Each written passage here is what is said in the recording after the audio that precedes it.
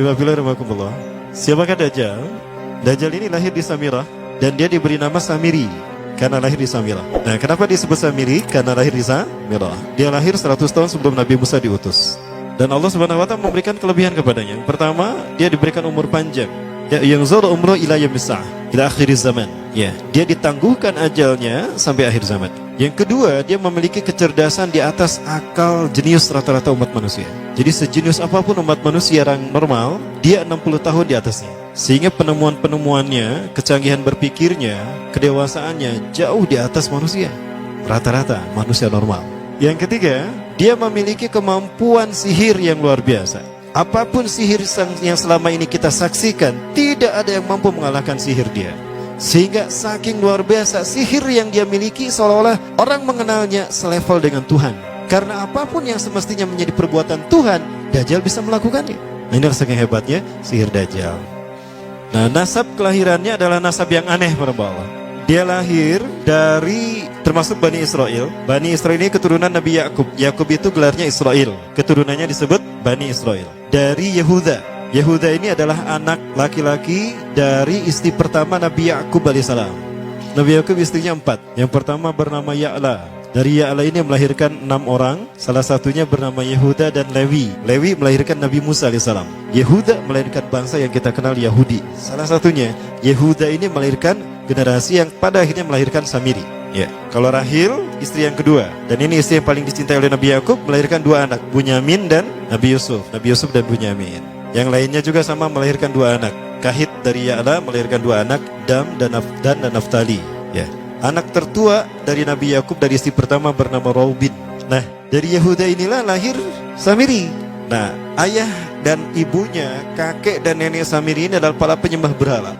Karena Samirah saat itu terkenal penyembah berhala. Ayahnya ini lahir dari proses perzinahan adik dan kakak, incest. Adik dan kakak berzina, lahir ayahnya. Adik dan kakak berzina, lahir ibunya. Jadi ayah dan ibunya ini lahir dari proses yang haram. Dan ketika ibunya menstruasi, disetubuhi sama ayahnya. Jadi itu peluangnya dari 2000 persetubuhan dalam keadaan menstruasi, 1 bisa jadi. Karena menurut penelitian medis juga bahwa darah kotor tidak menghalangi terjadinya fertilisasi, tidak menghalangi terjadinya reproduksi manusia. Jadi tetap pembuahan ovum oleh sperma bisa terjadi walaupun ada dalam medium darah kotor, menstruasi. Nah, ketika itulah hamil dan lahirlah Samiri. Rasulullah SAW menyebutkan dalam Musnad Imam Ahmad, ayah dan ibu Dajjal ini melewati perkawinannya selama 30 tahun tanpa melahirkan seorang anak pun. Dan di tahun ke-30 pernikahannya melahirkan Dajjal, melahirkan Samiri. Kelahirannya ini akan menjadi petaka bagi kedua orang tuanya. Dia adalah orang yang paling sedikit manfaatnya dan paling banyak keburukannya bagi manusia, terutama bagi kedua orang tuanya. Bahkan ketika dia lahir, alam semesta menolak kelahirannya. Dordar gelap, hujan badai, petir, itu terjadi di malam di mana Samiri dilahirkan. Seolah-olah alam menolak kehadirannya. Nah, sejak lahir sampai usia 5 tahun dia tidak netek sama ibunya. Kebayang, 5 tahun air susu ASI tidak ditetekkan. Itu yang menyebabkan terjadinya kanker payudara. Maka ibunya pun meninggal gara-gara kanker payudara ini. Nah, ibunya meninggal gara-gara itu. Terbukti apa yang disampaikan Rasulullah. Kelahirannya menjadi petaka bagi kedua orang tuanya. Begitu pula ayahnya, maka ayahnya menjadi single parent. Nah, kemudian di tahun yang kelima, sejak lahir sampai 5 tahun, kenapa dia menetek pada ibunya? Karena kerjanya tidur melulu. Disebut mati, dia bernafas dan cuma berdetak. Disebut hidup, dia tidak bergerak. Antara hidup dan mati, la yamutu wa la yahya. Nah, maka di usia ke-5 tahun, nah ini terjadi peristiwa yang menarik. Apa itu? Samiri bangun dari tidurnya di tengah malam dan tidak ada orang yang menyadari Samiri bangun. Dia merangkak dan pindah ke berhala yang terbesar. Nah, dia pindah ke pangkuan berhala terbesar, tidur di sana. Dan ternyata ketika berada di berhala terbesar tadi, ya buang air kecil dan buang air besar. Besoknya itu adalah hari pemujaan kepada dewa-dewa mereka, bangsa Samirah. Apa yang terjadi? Ketika terjadi ritual pemujaan tadi, maka sang raja yang dipertuhankan oleh kaumnya mencium sesuatu yang tidak enak. Bapaknya Samiri ini adalah tokoh agama paganisnya. Pas dilihat, kaget sang raja. Ternyata itu pesing berasal dari pantatnya si Samiri yang ada di pangkuan berhala terbesar. Marah murka tuh sang raja. Itu anak kamu, kenapa ada di situ? Kurang ajar kamu yang telah menghina Tuhan kita. Kenapa kamu pindahkan anak kamu ke situ? Oh tidak Tuhan, saya tidak memindahkannya. Bagaimana saya bisa menghina Tuhan saya? Lalu siapa yang memindahkannya? Kan dia lumpuh. Nah, sekali lagi, kehadirannya menjadi petaka bagi kedua orang tuanya. Akhirnya raja marah dan ayahnya dipenjara. Selama ayahnya tidak bisa membuktikan penghinaan tadi, maka ayahnya dihukum mati. Pada akhirnya ayahnya pun dihukum mati. Ya, sedikit manfaat bagi kedua orang tuanya. Maka kemudian dia hidup pelihara oleh sang raja. Dan pas di usia dia 5 tahun itu, Allah menimpakan murkanya kepada bangsa Samirah yang sudah kelewat batas, maksiat, dan sudah tidak ada toleransi dari Allah untuk mereka hidup di bumi. Maka Allah perintahkan mereka Jibril menghabisi mereka. Maka bangsa Samirah itu pun diratakan. Si Samiri karena masih balita, ya Allah selamatkan dia lewat malaikat Jibril. Diselamatkan dia dan ditempatkan di pulau entah berantah. Ada yang menyebutkan pulau ini berada di Laut Yaman, dan pulau ini dinamakan Pulau Socotra. Pulau Socotra ini adalah pulau yang berada di ujung Jazirah Arab. Nah, ini Pulau Socotra. Ini pulau tempat di mana Dajjal atau Samiri dibesarkan sejak 5 tahun sampai usia 100 tahun. Ya, dari usia 5 sampai 100 tahun dia tinggal di Pulau Socotra ini. Nah, Pulau Socotra ini adalah pulau yang berada di kawasan Yaman. Pulau yang memiliki banyak keunikan luar biasa. UNESCO sempat ingin menjadikannya keajaiban yang ke-8. Kan ada 7 keajaiban dunia ya. Yang ke-8-nya tadinya ini. Namun karena dia terkait dengan Samiri Dajjal, maka banyak negara yang menentangnya, terutama negara-negara yang menjadi pengikut Dajjal. Maka pada akhirnya pulau ini dirahasiakan. Nah, sebetulnya pulau ini unik kalau kita ingin berekreasi ke sana. Namun karena posisi yang terpencil, jarang orang mengikutinya. Para wisatawan jarang mengunjunginya. Padahal sesuatu unik, termasuk binatang dan penghuninya tuh unik-unik. Pohonnya unik. Dunia menyebutnya pulau ini dengan pulau julukan dari pulau alien hingga pulau neraka.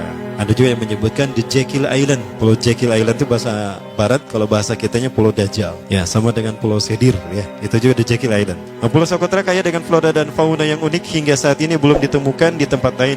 Jadi tidak ada flora dan fauna yang ada di pulau ini yang ada di pulau lain di seluruh dunia. Hanya ada di pulau ini. Makanya di pulau inilah Allah ciptakan satu binatang yang unik juga, yang disebut dengan jasasa. Jasasa, binatang jasasa itu artinya mata-mata. Tajassa yatajassu tajassusan wa jasasatan, artinya pemata-mata, spy. Binatang ini bertumbuh besar, dhahmatun kabirah tughatti jismaha asy-sya'ar hatta la nastati an nafariqa ayna wajhu wa ayna dubru. Tubuhnya besar, dipenuhi dengan bulu, sehingga saking penuhnya bulu kita tidak bisa membedakan mana dubur mana wajah. Yang menghadap itulah wajah. Baik, karena itu pulau ini pernah dicalonkan sebagai salah satu dari 7 keajaiban dunia yang baru ya. Nah, baik, ini contohnya nih. Saya perlihatkan keajaiban dan keunikan. Ini adalah padang pasir di Pulau Socotra. Ini burung, salah satu jenis burung yang bisa kita jumpai di Socotra. Dan ini kepiting unik, kepiting Pulau Socotra. Aneh ya, kepitingnya seperti itu. Ini laba-laba langka di Socotra, mirip tarantula. Dan ini pohon darah naga yang ada di Pulau Socotra juga. Nah, ini salah satu jenis pohon Dorstenia Socotra. Dan ini juga pohon yang lain, pohon Dendrosisaios Socotra. Ya, saya sebutkan lagi ya. Nah, ketika di pulau itu, sebelum bertemu dengan Nabi Musa, Samiri di pulau itu yang hanya tinggal dengan seekor binatang jasasa. Binatang jasasa ini memberikan beberapa hal kepada si Samiri ya. Allah Azza wa Jalla menciptakan binatang berbicara yang bernama jasasa. Dia di mana lahirnya, ajalnya, matinya sama dengan ajal Dajjal. Begitu pula muncul dan menghilangnya. Binatang inilah mengajarkan akidah tauhid kepada Samiri muda. Pelajaran ini kononnya ditulis oleh Jibril alaihissalam dalam bentuk panel-panel atau prasasti. Isi prasastinya panel 1 yang ditulis oleh malaikat Jibril, panel 1 itu berisi kalimat la ilaha illallah, tidak ada Tuhan selain Allah. Ini dijelaskan oleh binatang jasasa. Yang kedua, panel kedua berkata Allahu wahid la syarikalah. Allah Maha Esa, tidak ada sekutu bagi Allah. Itu dijelaskan juga oleh binatang jasasa ini. Nah, binatang jasasa ini sekali lagi dia bertubuh besar. Kategorinya adalah kelasnya itu mamalia, genusnya mamalia. Cuma saya tidak tahu nama spesiesnya apa. Pada tahun 2017, akhir dari bulan Agustus di Filipina ditemukan binatang seperti ini. Ciri-ciri binatang ini nyaris sempurna seperti ciri-ciri binatang jasasa yang disebutkan Rasulullah terkait dengan binatang yang memata-matai Dajjal. Tubuhnya penuh dengan bulu. Ini disebutkan dalam surat An-Naml ayat ke-82. Ya, binatang ini seperti ini dan dia tidak pernah jauh dari laut karena dia selalu ingin membasahi tubuhnya dan dia pun makan dari makanan ikan laut. Maka dia tidak pernah jauh dari pantai. Seperti ini. Nah, binatang inilah yang mengajarkan prasasti mengajarkan akidah tauhid kepada Samiri muda. Yang ketiga, engkau diurus oleh Jibril. Karena itu janganlah engkau mengkhianati janjimu dengan Allah. Hanya engkau saja di pulau ini. Panel yang kelima, makanlah dan nikmatilah makanan minuman yang menjadi rizki dari Allah sesuai kehendakmu. Tidurlah sesukamu, tapi sembahlah Allah dalam berbagai keadaanmu dengan tasbih keesaan Allah kepadanya, yaitu dengan melaksanakan sholat yang diwajibkan kepadamu. Allah lah sang raja, Allah yang Maha Esa. Dia tidak berayah dan tidak pula mempunyai anak. Allah Tuhan Tuhan yang maha besar dan maha agung. Dialah yang maha raja. Ada 7 panel. Panel yang ke-7 bercerita tentang Nabi Muhammad. Panel yang ke-6 itu bercerita tentang nabi-nabi. Dan khusus panel yang ke-7 cerita tentang Nabi Muhammad. Jadi Dajjal sudah tahu, Samiri sudah tahu bahwa akan diutus Nabi Muhammad di akhir zaman. Dan itu Nabi yang terbaik. Makanya dia iri. Nah, selesai panel ini disampaikan, maka binatang sejasasa berkata, wahai Samiri, saksikanlah aku telah menunaikan innani qad fa'altu ma umirtu min rabbi. Demi Allah, saksikan aku sudah menunaikan apa yang diperintahkan padaku, kata binatang jasasa. Maka sekarang adalah perintah terakhir, yaitu pertanyaan dariku untukmu.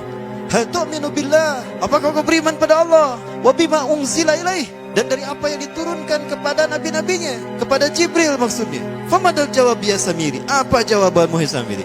Samiri tidak menjawabnya. Lama ditunggu-tunggu, Samiri tidak menjawabnya. Sehingga binatang ini pun pergi dengan menjerit dengan jeritan yang membuat Samiri ini pekak telinganya. 2 kali lagi datang lagi kembali kepada Samiri dan berkata binatang jasasa, ya Samiri, famadal jawab? Hal tu'minu billah, in tu'minu billah fatakunu mu'minan a'jaba imanika ila yaumil qiyamah.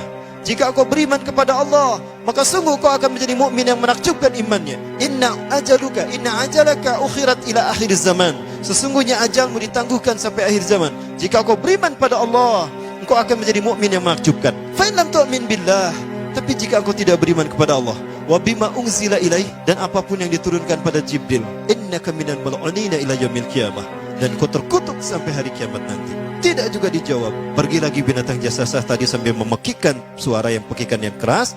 Yang ketiga kali yang terakhir dia bertanya kembali. Dan apa jawaban Samiri? Hei jasasa binatang buruk rupa, lihat di pulau ini tidak ada siapapun kecuali engkau dan aku. Dan yakinilah kalau panel ini bukan tentang Allah yang di langit sana, tapi yang disebut Allah itu saya. Hei jasasa, akulah Allah itu.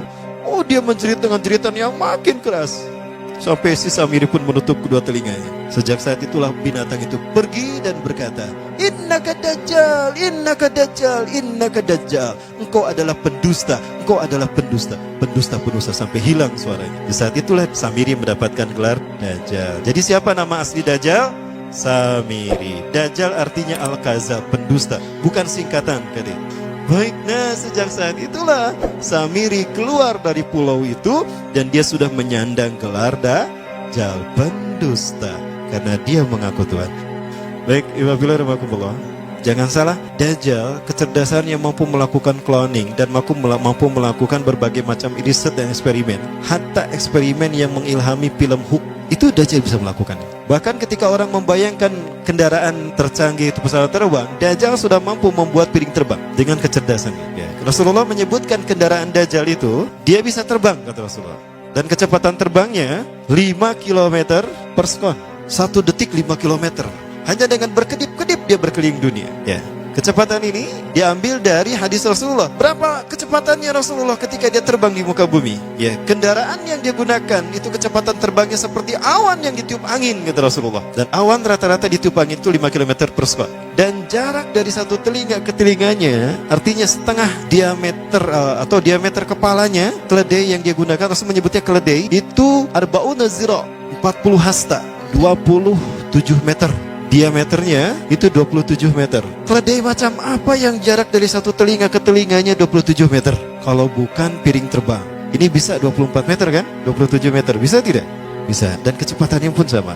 Dan pernah meninggalkan jejak Cop Circle di Yogyakarta. Nah, Cop Circle itu adalah jejak UFO yang menjadi isyarat instruksi bagi para pelaku konspirasi dunia. Siapa? Para kalangan Illuminati.